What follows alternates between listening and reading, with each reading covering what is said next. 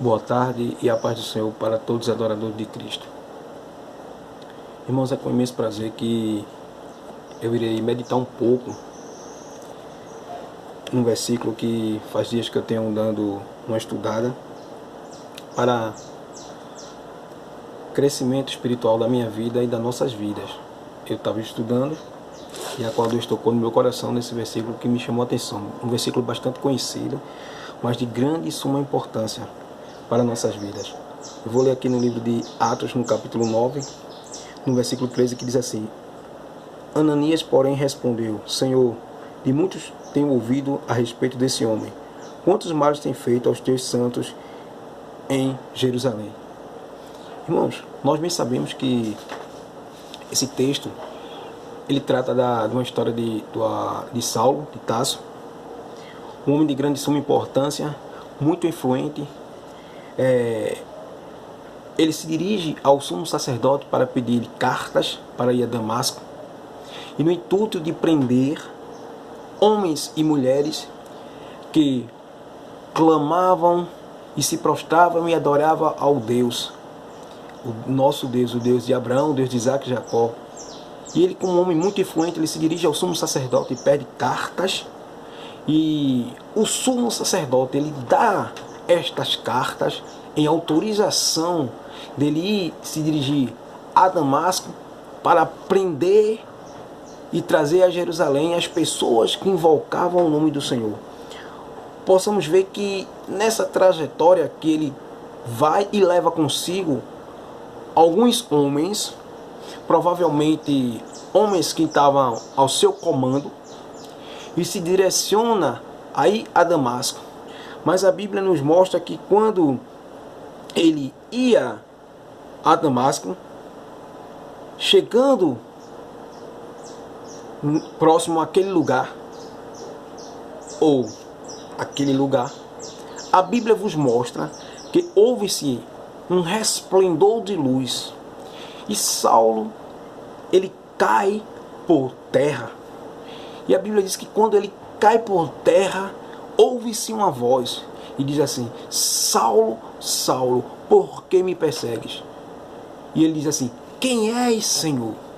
Jesus ainda diz assim: duro é recalcitrar contra os meus aguilhões.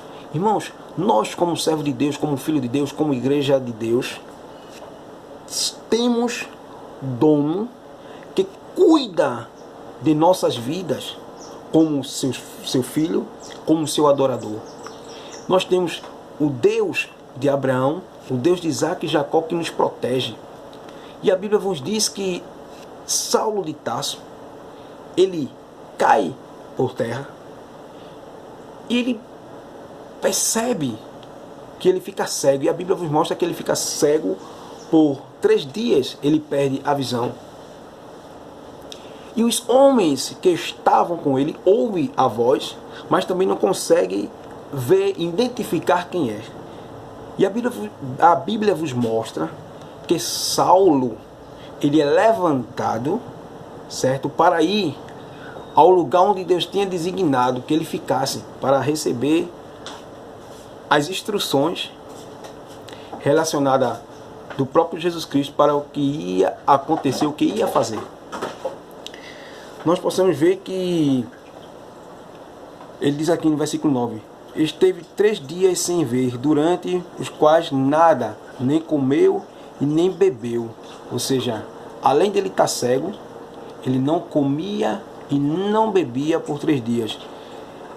Então, irmãos, nessas circunstâncias, nós podemos ver que Saulo de Tarso, ele ficou ali orando.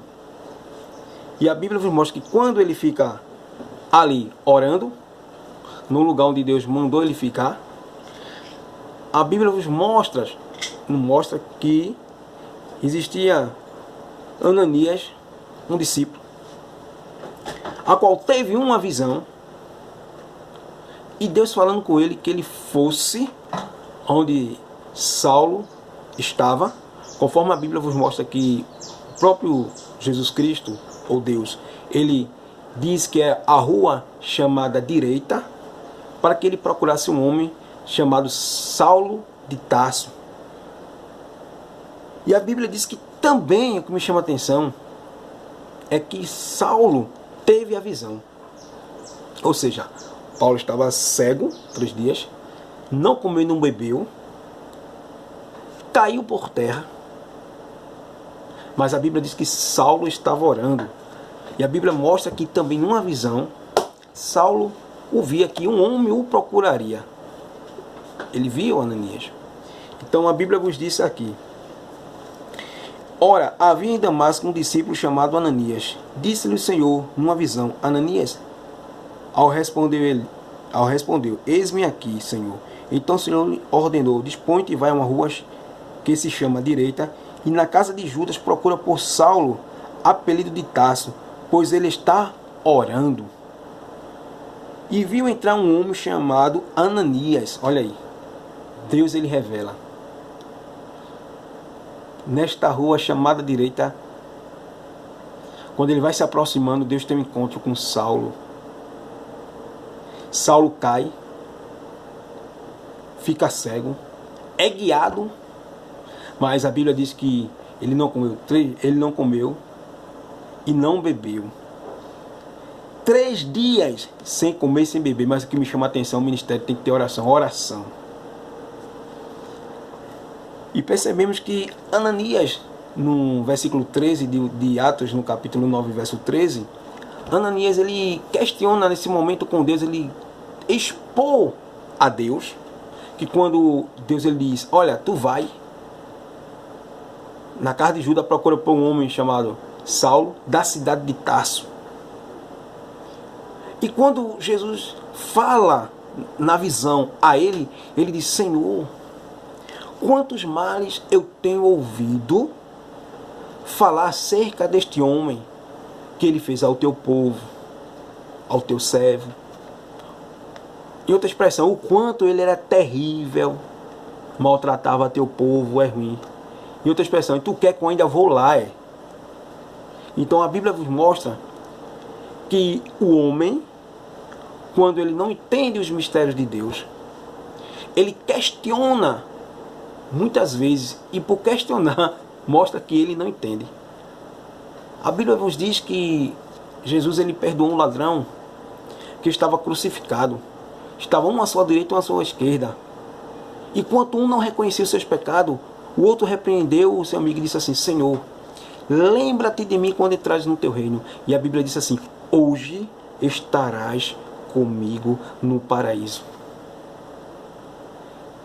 Deus não tem uma mente humana, uma mente limitada, porque muitas vezes o homem ele não perdoa ou não consegue perdoar e não reconhece a misericórdia de Deus.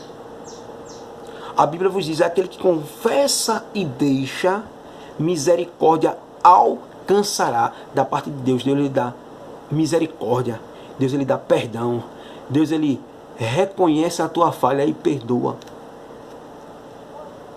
E muitas pessoas são mestres em julgar ou trazer do passado para o presente e o futuro os erros cometidos e não deleta da sua mente. Mas Jesus Cristo diz assim: eu te perdoo. Eu derramei o meu sangue na cruz para perdoar pecados. Irmãos, percebemos que Deus ele trabalha de várias maneiras na vida de pessoas, de várias maneiras diferentes. Aquele ladrão, ele estava ali por merecer. Jesus Cristo estava sendo crucificado, pois não merecia. Agora, porém, ele estava carregando meus erros, minhas falhas, meus pecados, o nosso ou da humanidade. E Jesus disse: hoje estarás comigo no paraíso. Se Jesus Cristo, Filho de Deus, ele perdoou, por que não perdoar e esquecer os erros dos antepassados? Que pecaram lá atrás, eu vou trazer à tona porque alguém pecou? Não, irmãos. Não vou fazer com um Ananias. Não vamos questionar a vontade de Deus. Vamos executá-la à vontade de Deus. Nós percebemos que a convenção significa mudança de vida operada por Deus. Dois aspectos da conversão existem. O primeiro relacionamento com o pecado chama-se arrependimento. O segundo relacionamento é com Cristo, a fé. Irmãos, e a Bíblia vos diz nesse texto que Ananias ele vai ao lugar determinado ao qual Deus o determinou para que ele fosse. E a Bíblia vos mostra que quando ele chega, ele diz assim: irmão Saulo. Eita Jesus. E antes disso, irmão, o que me chama também a atenção é aqui, ó, que no versículo 13, 14 e 15 diz assim: Ananias, porém, respondeu: Senhor, muitos têm ouvido a respeito deste homem, quantos males tem feito aos teus santos em Jerusalém, e para que trouxe autorização dos principais sacerdotes para prender a todos que invocam o teu nome. Mas o Senhor disse: vai, porque este é para mim um vaso escolhido. E vou mostrar o que há de sofrer, né, pelo meu nome, né? Vai, porque esse para mim é um vaso escolhido. Deus ele vai mostrar porque ele te escolheu. Aí ele diz aqui, ó: mas o Senhor vos disse: vai, porque este é para mim um instrumento escolhido para levar o meu nome perante os gentios, os reis, bem como perante os filhos de Israel, pois eu lhe mostrarei quanto há de sofrer pelo meu nome. Interessante, irmãos. Deus ele escolheu a mim, a você.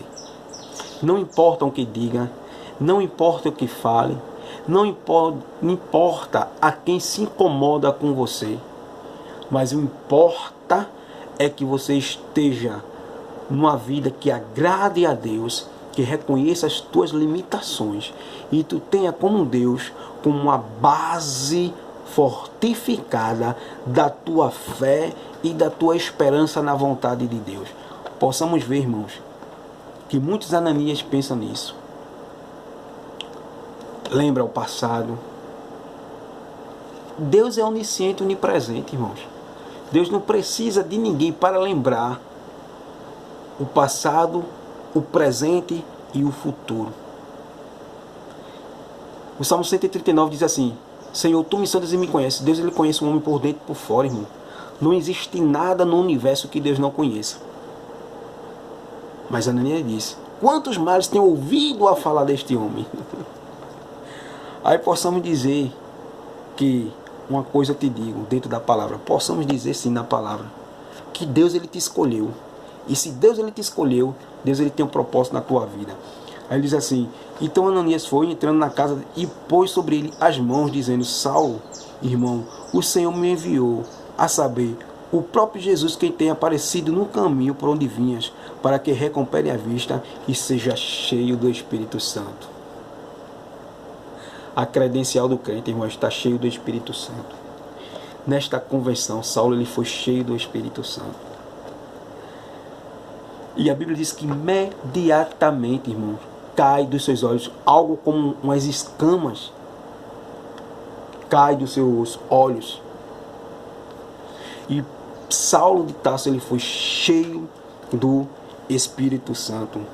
Agora interessante, irmãos, o homem que era temido, entre aspas, o homem que tinha autorização para pegar as pessoas que invocassem o nome do Senhor, que adorassem ao Senhor, que clamassem ao Deus de Israel, aquele que confessava a sua fé, ele tinha das mãos dos homens a autorização dessas cartas para ir a Damasco prender. Ele agora passa de perseguidor para ser um pregador, e de ser um pregador para ser perseguido. Por isso que Deus disse a Ananias: eu vou te mostrar o quanto ele ia de sofrer por amor do meu nome. Quando Deus te mandar fazer algo, não questiona, irmão. Não questiona. Somente levanta e executa a voz e a vontade que o Criador mandou tu fazer. Vai lá, irmão. Porque quando Deus manda, ele se responsabiliza. Temos que parar de querer ensinar a Deus e deixarmos Deus nos ensinar. Interessante que ele vai lá e diz: irmão Saulo. Jesus me mandou aqui. Né, irmãos? A visão, porque crente, ele tem que ter visão. Saulo teve a visão. Deus ele mostrou, mas Deus também mostrou a Ananias. Agora, possamos ver, irmãos, que quando nós fazemos a vontade e executamos a vontade de Deus, o milagre ele acontece. Ele foi lá, a escama caiu. Saulo passou a pregar Jesus Cristo como Filho de Deus. E muitos que viam, com certeza ficavam perplexos, outros em dúvidas. Porque o homem, daquele nível que ele era, porque ele estava prendendo as pessoas, e hoje ele estava falando do Deus, que aqueles que ele prenderam, ou a participação de morte, que muitos morreram, ele agora estava falando desse Deus. E a Bíblia vos mostra que a primeira coisa que ele diz assim, no verso 16, no final assim: sofrer por amor do meu nome. Nós podemos ver que Paulo, ele sofreu. Paulo, ele teve seus momentos de sofrimento por amor ao Evangelho. Por que não dizer, diante da vontade de Deus, um dos líderes da igreja, que verdadeiramente o Espírito de Deus estava sobre ele. Possamos ver, irmãos, que existia Paulo, começou lá Saulo, que é a mesma pessoa. Nesse texto ele diz assim, que ele começou a ser perseguido, né?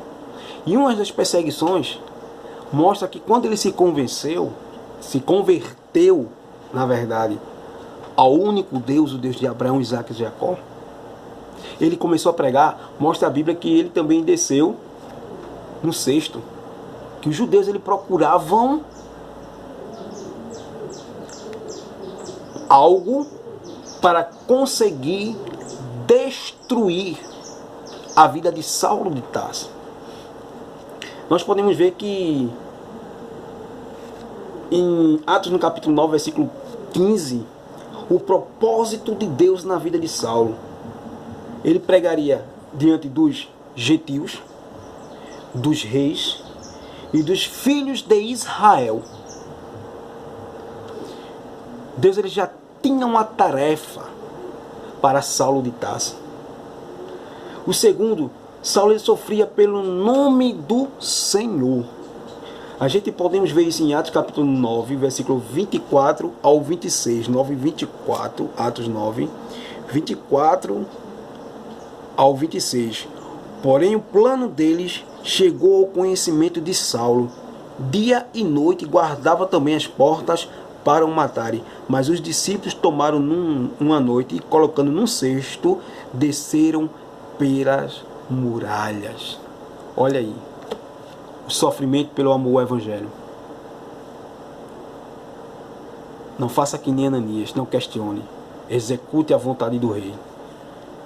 Nós podemos ver também que em Atos capítulo 16, versículo 22 e 23, Atos 16, 22 e 23, diz assim, 22 e 23. Levantou-se a multidão unida contra eles e protestaram, rasgando-lhes as vestes, e mandaram açoitá-los em vara. E depois de lhe derem muitos açoites, os lançaram no cárcere, e ordenando ao carcereiro que os guardasse com toda a segurança. E este, o 24, recebendo tal ordem, levou-os para o cárcere interior, e lhe prendeu os pés no tronco, falando aqui sobre Paulo e Silas, presos, açoitados. Estavam detidos. Mas a Bíblia vos mostra que quando Deus usou Paulo para executar a sua vontade, que Paulo ele expulsa no nome de Deus aquele demônio de adivinhações que estava dentro daquela jovem, e os homens conseguiram, num oitinho, fazer algo que Paulo ele fosse ser julgado e Paulo fosse preso. Paulo e Silas estavam ali, presos, foram açoitados, ou seja, chicoteados. Deus disse que ele ia sofrer Saulo por amor ao Evangelho. Saulo, que é a mesma pessoa que Paulo, ele começou a ser perseguido, sofreu. Aqui, nesse texto que eu li, ele foi chicoteado, mas ele adorava a Deus. Deus estava com ele. E a vida de um perseguidor, irmãos, quando Deus entra no coração, Deus traz aos seus caminhos. Basta o homem querer, de dizer assim, eu quero uma mudança de vida. Porque há coisas na vida que nós temos que ter decisões. E há coisas na vida que Deus ele tem que pôr um anzol sobre o nosso nariz. Né, irmão? Para a gente chegar onde Deus quer. Saulo de Tarso, que era Paulo, que nessa circunstância era um homem perseguidor, não a tolerava, odiava a crente, de natureza alguma. Mas a Bíblia vos mostra que quando ele cai em terra, Deus ele tem um encontro com ele. Ele foi cheio do Espírito Santo depois daquele velho Saulo, que ele confessou a Deus ali. Ele disse, quem és, Senhor? E Jesus disse, eu sou Jesus a quem tu me persegues. E quando ele foi levantado e foi para a casa desse homem, e lá, Deus manda Ananias ir lá. A Bíblia diz que ele não comia nem bebia, mas ele orava. E as escamas caiu, ele foi cheio do Espírito Santo. O Espírito, o batismo de Deus estava sobre ele ali. Saulo de Tarso e Paulo, irmão, é a mesma pessoa. Só a diferença de nomes, porque o nome Saulo significa pedido a Deus. É um nome hebraico. Paulo significa pequeno, era um nome romano de Saulo. Por isso que nesse texto que eu citei, teve uma hora que eu disse assim, Paulo está relacionado à mesma pessoa que Saulo. E possamos ver também, irmãos, que 2 Coríntios no capítulo 11, 2 Coríntios no capítulo 11,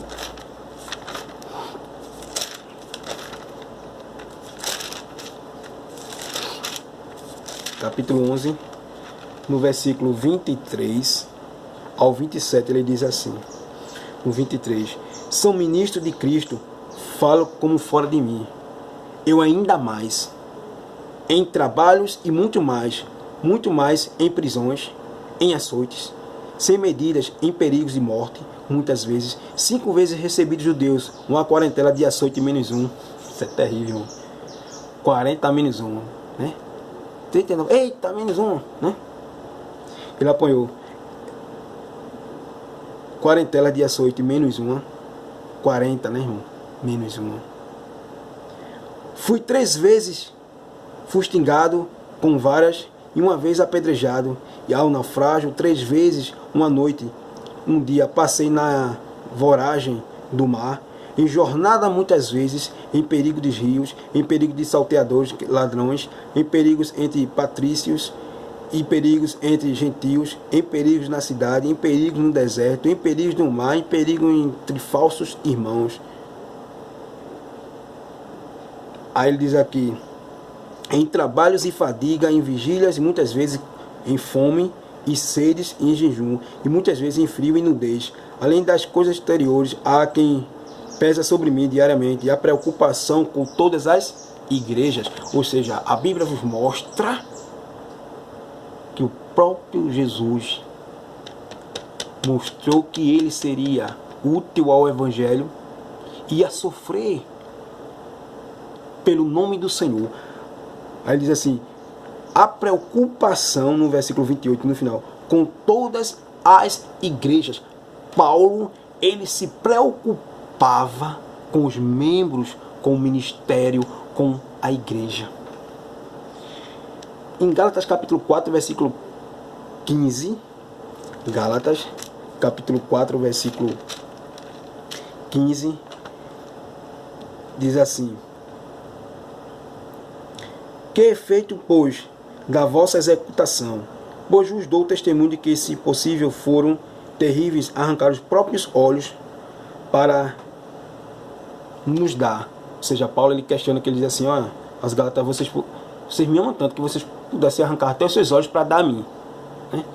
Porque há quem diga que ele sofria de malária, outro dizia que ele tinha sua cabeça inchada, e cada um ele mostra que ele tinha essas razões de sofrimentos. Enfim, mas o propósito de Deus na vida de Saulo é o amor ao Evangelho, o amor ao seu nome. Possamos ver também que em 2 Coríntios capítulo 12, verso 7, quando ele fala sobre o espinho na carne, 2 Coríntios capítulo 12, versículo 7, quando ele fala sobre o espinho da carne, ele diz aqui: e porque não há me ensoberbecesse com a grandeza da revelação, foi-me posto um espinho na carne, mensageiro de Satanás, para me profetizar, a fim de que não me exalte. Por causa disto, 3 vezes pedi ao Senhor que o afastasse de mim. Então ele me disse: a minha graça te basta, porque o poder se aperfeiçoa na fraqueza. De boa vontade, pois, mais gloriar-me nas fraquezas, para que sobre mim repouse o poder de Cristo. Mais uma vez, irmão, é Cristo. E este espinho na carne refere-se aos inimigos. Ele tinha muitos inimigos, irmão. Ele era perseguidor, passei a ser perseguido.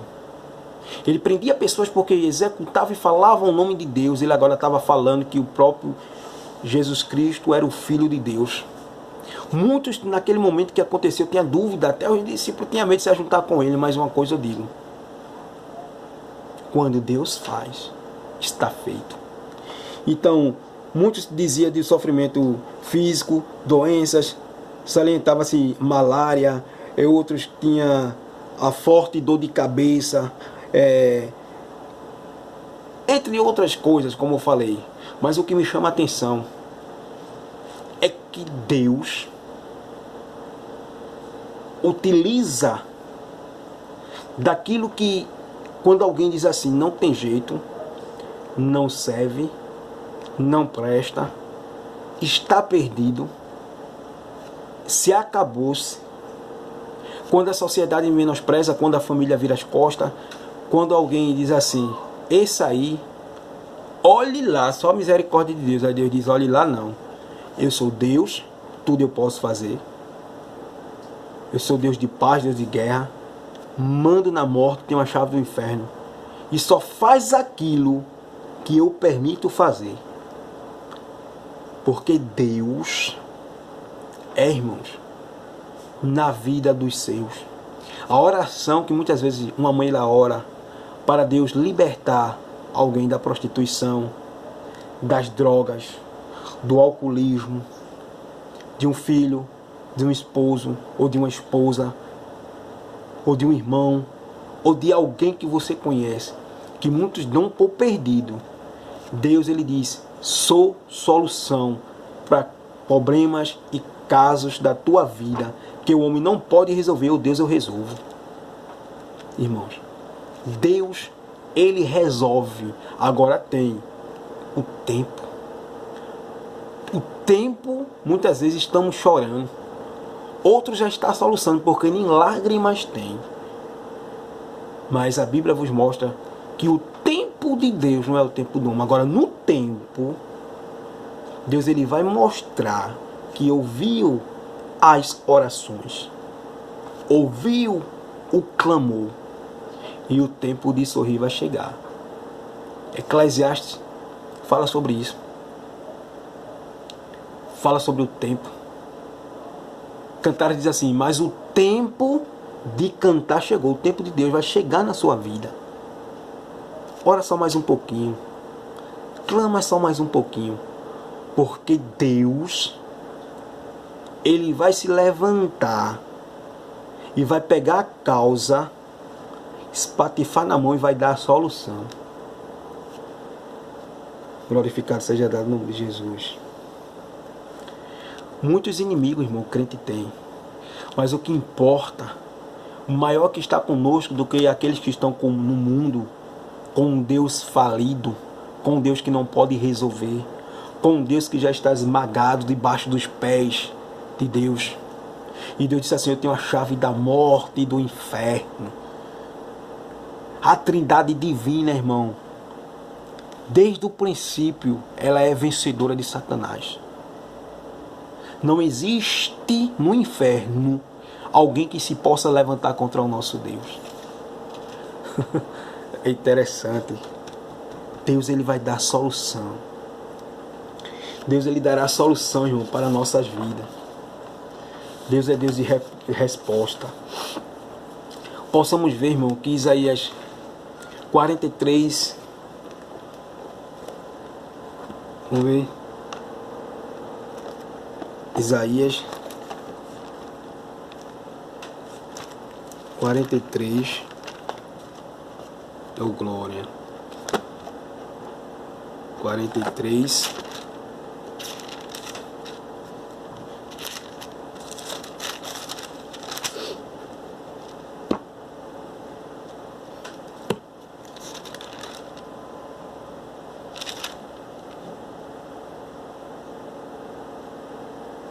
Isso aqui, tá nem marcado, irmão.